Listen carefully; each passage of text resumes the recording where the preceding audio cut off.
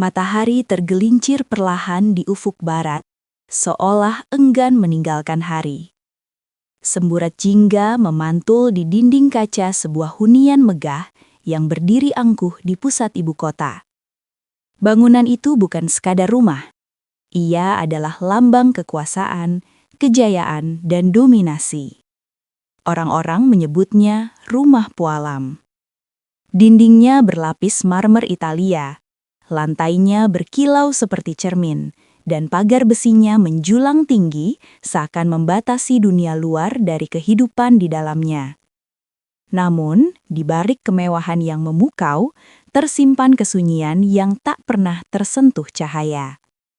Di ruang kerja bernuansa hitam dan abu-abu, duduk seorang pria dengan sorot mata tajam namun redup di waktu yang sama. Namanya Raka Mahendra, 30 tahun, miliarder muda yang namanya menghiasi halaman bisnis nasional. Ia menguasai berbagai sektor industri, properti, teknologi, energi. Setiap keputusan yang ia ambil mampu mengguncang pasar. Kemeja putihnya digulung hingga siku. Jam tangan mahal melingkar di pergelangan tangan kirinya. Di atas meja kayu eboni, terbentang laporan keuangan bernilai. Di sayap kanan Rumah Pualam, jauh dari ruang kerja dan hiruk-pikuk rapat bisnis, terdapat sebuah kamar luas yang selalu dijaga keheningannya. Tirai putih tipis membiarkan cahaya masuk dengan lembut, seolah takut mengganggu ketenangan di dalamnya. Di atas ranjang medis berteknologi tinggi, terbaring seorang wanita bernama Saraswati, 55 tahun. Wajahnya masih menyimpan sisa-sisa kecantikan yang dulu membuatnya dikenal sebagai perempuan paling anggun di setiap acara sosial keluarga Mahendra. Namun kini, tubuhnya terbaring tak berdaya. 3 tahun lalu, kecelakaan yang merenggut nyawa suaminya juga merenggut suaranya. Trauma berat membuatnya lumpuh dan kehilangan kemampuan berbicara. Dokter menyebutnya sebagai respons psikosomatik ekstrim. Bagi Raka, itu hanyalah istilah rumit untuk satu kenyataan pahit. Ibunya terperangkap dalam sunyi. Dulu, Saraswati adalah pusat kehangatan keluarga. Tawanya memenuhi rumah. Tangannya selalu sibuk memasak sendiri hidangan favorit Raka meski para koki profesional tersedia. Ia wanita yang percaya bahwa keluarga lebih berharga dari kekayaan. Kini, yang terdengar di kamar itu hanyalah deru napas perlahan dan bunyi ritmis mesin medis yang memantau detak jantungnya. Setiap malam, setelah semua rapat dan keputusan bisnis selesai, Raka selalu berjalan ke kamar itu. Jas mahalnya ia lepaskan. Ekspresi kerasnya melunak. Ia duduk di samping ranjang dan menggenggam tangan ibunya. "Ibu, aku sudah menyelesaikan proyek pelabuhan itu," ucapnya pelan suatu malam, seperti seorang anak kecil yang ingin dipuji. Tak ada jawaban, tak ada anggukan, hanya keheningan yang menggantung panjang. Namun Raka tetap berbicara, tentang perusahaan, tentang cuaca, tentang hal-hal kecil yang dulu sering mereka obrolkan. Ia tak pernah melewatkan satu malam pun, seolah dengan berbicara ia bisa menjaga ibunya tetap berada di dunia yang sama dengannya. Puluhan perawat telah datang dan pergi sejak kecelakaan itu. Ada yang bekerja dengan wajah tanpa ekspresi, menjalankan tugas sekadar kewajiban. Ada yang lalai hingga hampir menyebabkan infeksi. Bahkan ada yang tertangkap kamera mencoba mengambil perhiasan dari lemari. Setiap kejadian membuat hati Raka semakin mengeras. Ia mulai memasang sistem keamanan berlapis. Kamera tersembunyi di sudut-sudut ruangan, sensor di laci dan lemari. Tidak ada yang luput dari pengawasannya. Baginya, dunia bukan lagi tempat yang aman. Ia percaya setiap orang yang mendekat pasti memiliki maksud tersembunyi. Hingga suatu pagi, kepala bagian rumah tangga membawa kabar tentang seorang calon perawat baru. Gadis muda dari desa, tanpa pengalaman kerja di rumah sakit besar. Nama yang tertulis di berkas itu sederhana, Laras Pramesti. Raka menatap foto kecil di sudut formulir lamaran. Wajahnya polos, tatapannya tenang. Entah mengapa, untuk pertama kalinya dalam 3 tahun, ia merasa ada sesuatu yang berbeda. Namun Raka Mahendra tidak pernah percaya pada firasat, dan ia tidak pernah membuka hatinya begitu saja. Pagi itu, halaman rumah Pualam kedatangan sosok yang jauh dari kesan glamor. Laras Pramesti, 27 tahun, melangkah melewati gerbang tinggi dengan langkah tenang. Ia mengenakan blus krem sederhana dan rok panjang berwarna gelap. Tak ada tas bermerek, tak ada riasan mencolok. Rambutnya diikat rapi, wajahnya bersih tanpa kepura-puraan. Para staf rumah memandangnya sekilas, sebagian meremehkan. Namun Laras tidak menunduk karena minder, juga tidak mendongak karena kagum. Ia berjalan sebagaimana mestinya. Saat pertama kali memasuki ruang utama, lampu kristal raksasa menggantung megah di langit-langit. Lantai marmer memantulkan bayangannya. Banyak orang biasanya terpukau, terdiam, atau diam-diam mengagumi kemewahan itu. Laras tidak. Matanya tidak sibuk menilai harga barang-barang di sekelilingnya. Ia justru mencari arah menuju kamar Saraswati. Ketika akhirnya berdiri di samping ranjang medis itu, tatapannya berubah lembut. Ia mendekat perlahan, seolah tak ingin mengagetkan. "Ibu, saya Laras," ucapnya pelan. Tak ada jawaban, hanya suara mesin yang berdetak stabil. Namun Laras tersenyum kecil, seakan memahami bahwa keheningan pun bisa menjadi bahasa. Raka mengawasinya dari ambang pintu, ekspresinya datar. "Di berkasmu tidak ada sertifikat internasional," katanya dingin. Laras menoleh tanpa gentar. "Benar, Pak, saya tidak punya gelar luar negeri." "Lalu apa yang membuatmu yakin bisa merawat ibu saya?" Gadis itu terdiam sejenak, bukan karena takut, melainkan memilih kata. "Saya pernah merawat ayah saya sampai akhir hayatnya," jawabnya tenang. "Saya mungkin tidak punya banyak teori, tapi saya tahu bagaimana merawat orang yang kita sayangi." Kalimat itu sederhana, namun entah mengapa, ruangan terasa lebih sunyi setelahnya. Raka tidak membalas. Ia hanya memberi isyarat singkat agar Laras mulai bekerja. Namun kecurigaan tidak pernah benar-benar pergi dari dirinya. Malam itu juga, ia mengaktifkan kamera tersembunyi tambahan di sudut-sudut kamar ibunya. Di lorong, di ruang obat, bahkan di taman kecil tempat kursi roda sering dibawa sore hari. Tanpa sepengetahuan Laras. Hari pertama berlalu. Ketenangan di rumah Pualam tidak berlangsung lama. Di balik layar pengawasan dan rutinitas yang terlihat stabil, api kecil mulai menyala, dipantik oleh satu orang yang paling dipercaya Raka. Dimas Ardiansyah, 32 tahun, asisten pribadi yang telah mendampinginya sejak awal mengambil alih perusahaan. Pria itu cerdas, rapi, dan selalu tahu kapan harus berbicara. Kesetiaannya tak pernah diragukan. Setidaknya, sampai ia mulai menanamkan kalimat-kalimat kecil yang menggoyahkan.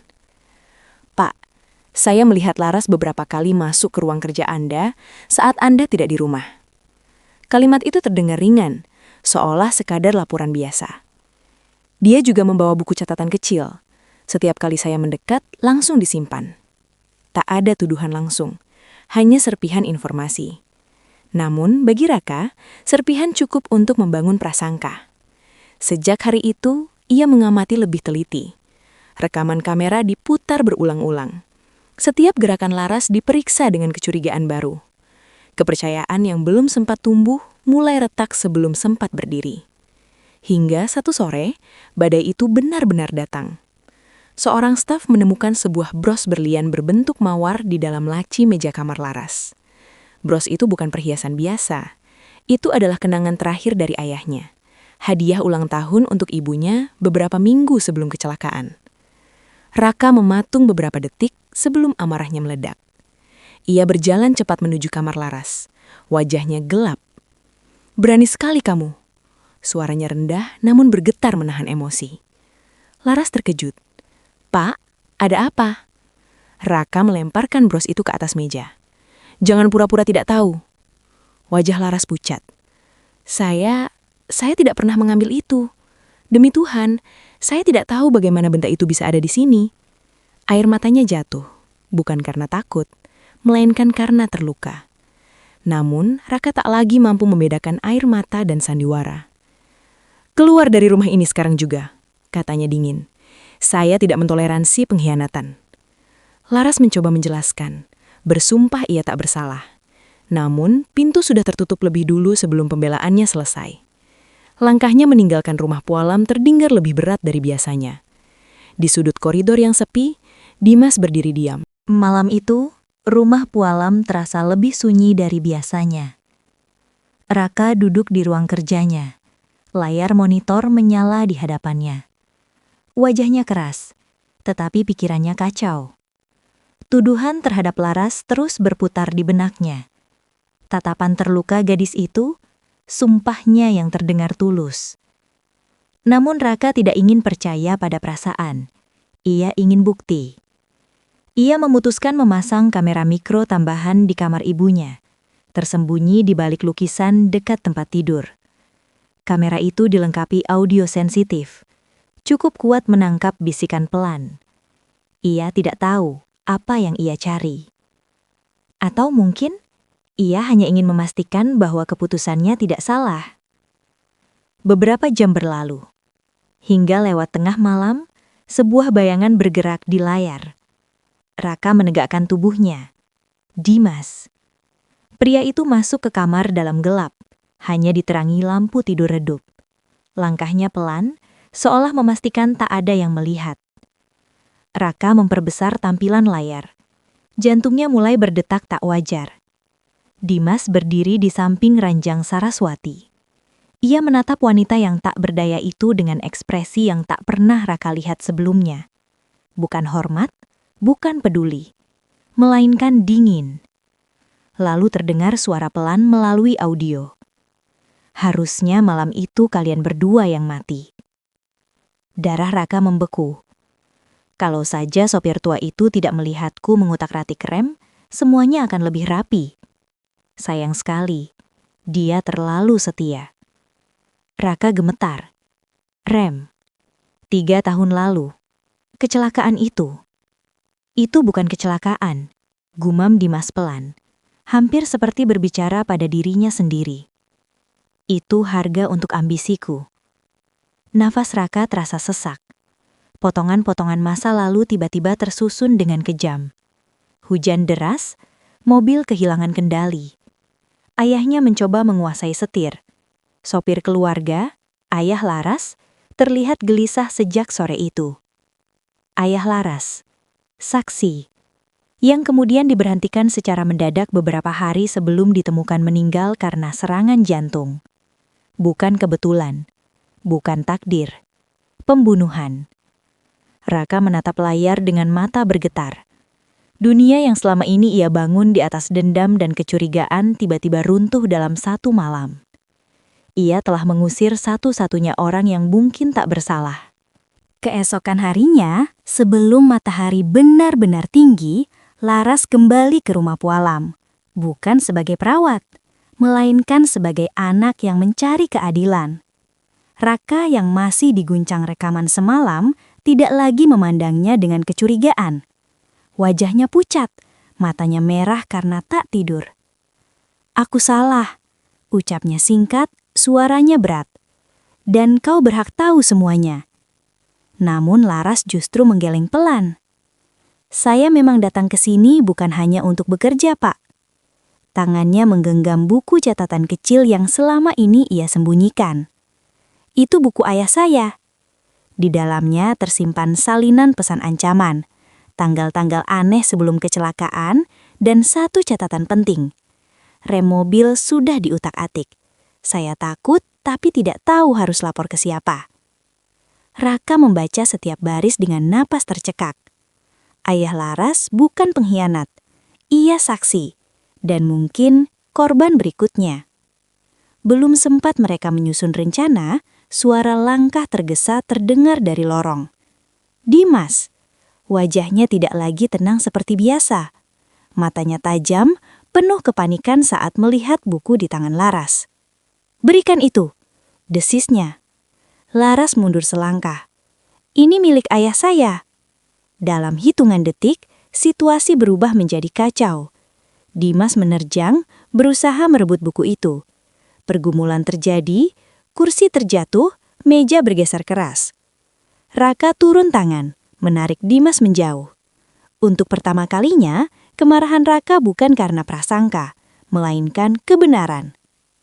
"Kau membunuh ayahku," ucapnya dingin. Dimas tersenyum miring, meski napasnya memburu. "Aku hanya mempercepat takdir." Dengan satu dorongan keras, ia berhasil melepaskan diri dan berlari menuju ruang server di lantai bawah. Ruangan yang menyimpan seluruh rekaman keamanan. Raka menyadari niatnya terlambat. Beberapa menit kemudian, bau asap mulai menyebar. Api menjalar cepat dari ruang server, melahap kabel dan perangkat elektronik. Sistem keamanan padam satu persatu. Alarm berbunyi memekakan telinga. Dimas menghilang di tengah kekacauan.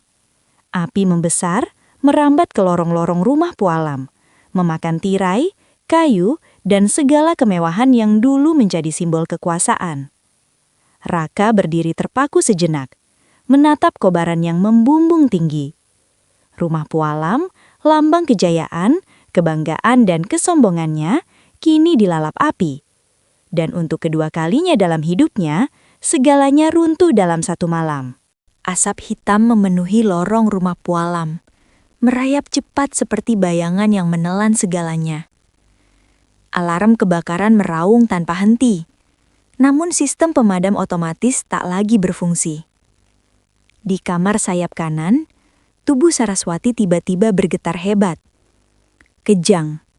Monitor medis mati. Kabel-kabel tak lagi menyala. Hanya cahaya merah dari api yang menari di dinding. "Ibu!" Suara Raka pecah. Untuk pertama kalinya dipenuhi kepanikan yang nyata. Ia mencoba mengangkat tubuh ibunya, tetapi kepulan asap membuat nafasnya sesak. Pandangannya kabur. Semua akses utama menuju tangga telah dipenuhi api. "Kita tidak bisa rawat sana!" teriaknya.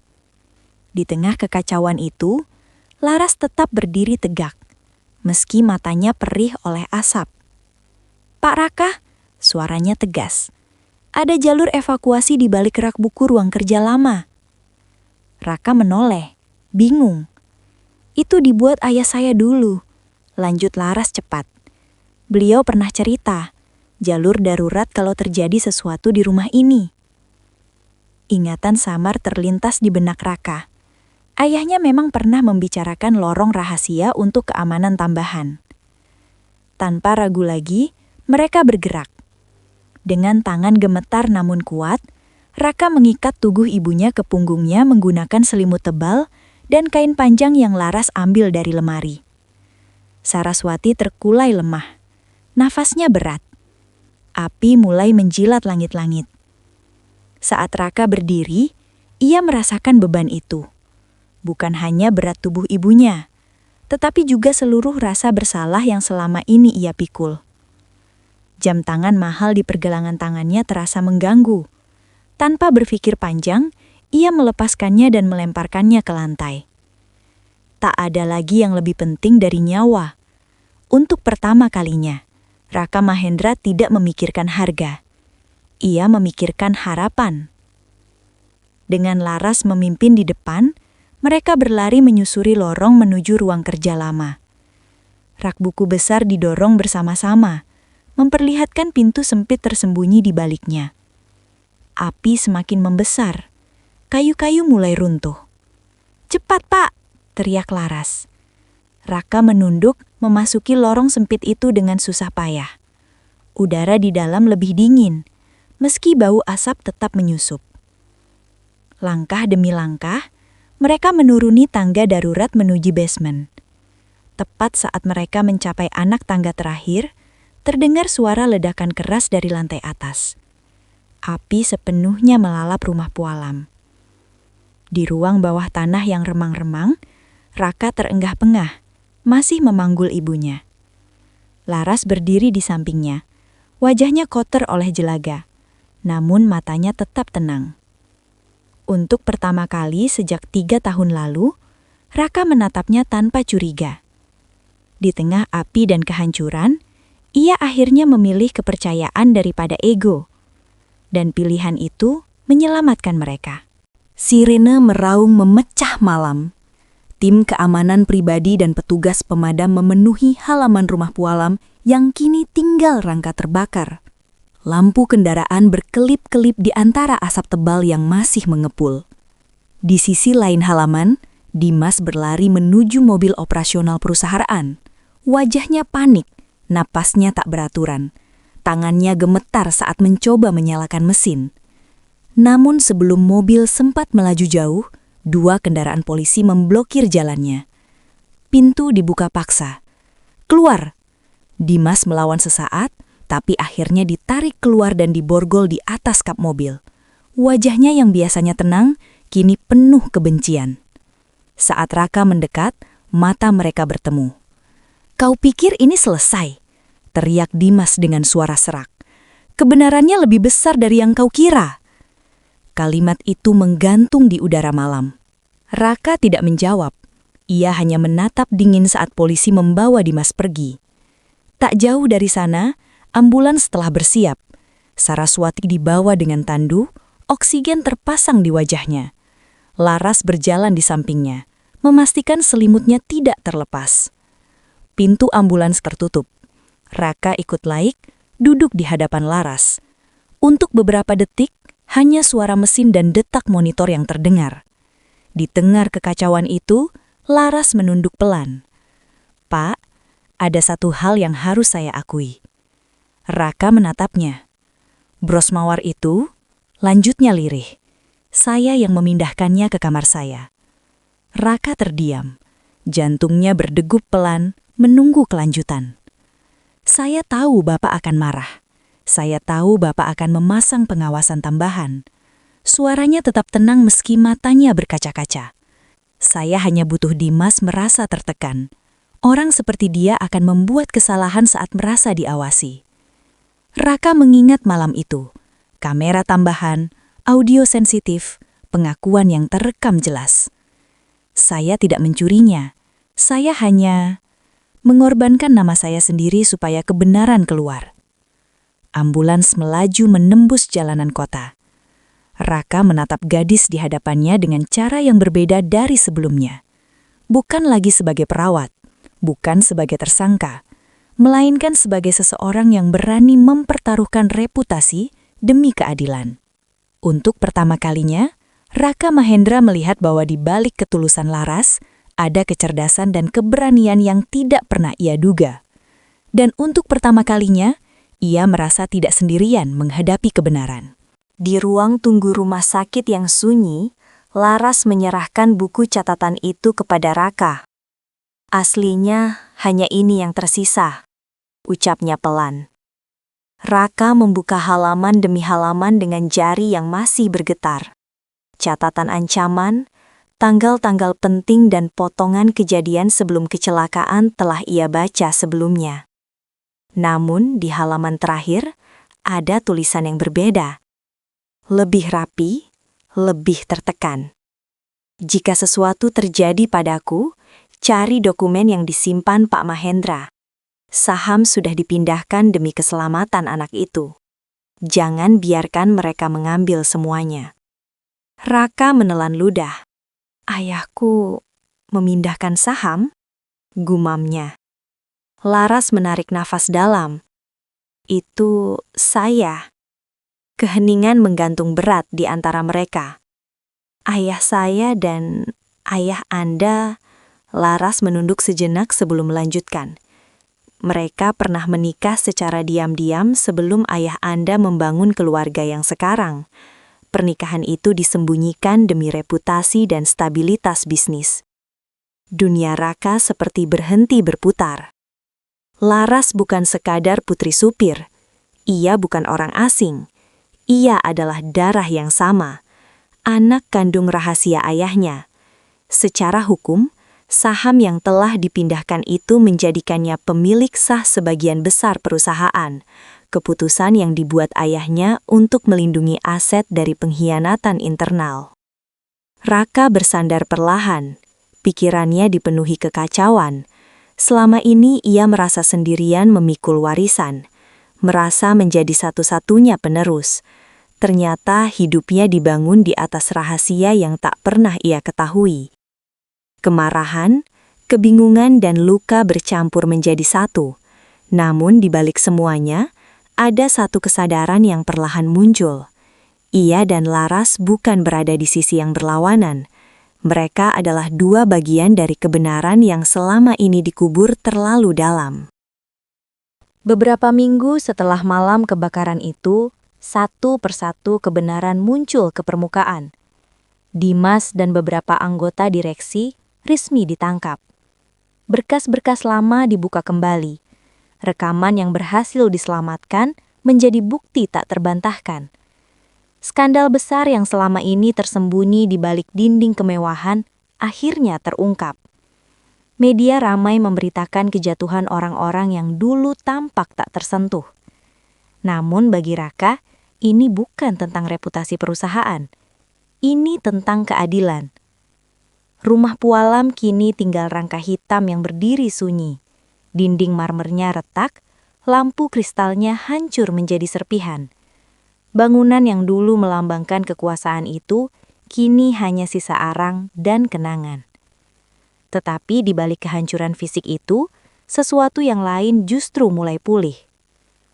Saraswati menunjukkan perkembangan yang tak pernah diduga dokter. Meski belum bisa berbicara, responsnya semakin jelas. Jemarinya pernah menggenggam tangan Raka lebih kuat dari biasanya. Matanya mengikuti suara dengan lebih sadar. Seolah beban panjang yang mengikat jiwanya perlahan terlepas ketika kebenaran akhirnya ditegakkan. Suatu sore, Raka berdiri di depan reruntuhan rumah Pualam. Angin berembus pelan membawa sisa aroma kayu terbakar. Di sampingnya berdiri Laras. Tak ada lagi jarak canggung di antara mereka. Raka menatap bangunan itu lama, lalu berkata pelan, "Selama ini aku pikir warisan ayah adalah perusahaan ini." Laras tidak menjawab. Ia hanya mendengarkan. "Ternyata bukan," lanjut Raka. "Warisan yang sebenarnya adalah keberanian untuk melindungi yang benar, meski harus kehilangan segalanya." Ia menoleh pada Laras. Untuk pertama kalinya, ia tidak melihat gadis desa sederhana yang dulu ia curigai. Ia melihat saudara perempuannya. Darah yang sama, luka yang sama, dan kini tujuan yang sama. Kekayaan tak lagi berarti angka di rekening atau luasnya aset yang dimiliki. Kekayaan baginya adalah kesempatan memperbaiki yang rusak, menjaga yang tersisa, dan membangun kembali dengan fondasi yang lebih jujur. Rumah Pualam mungkin telah runtuh, namun keluarga yang sempat terpecah itu perlahan berdiri kembali. Dan di atas puing-puing masa lalu, Raka akhirnya memahami, warisan ayahnya bukanlah kekuasaan, melainkan kebenaran, dan keberanian untuk mempercayai hati yang tulus.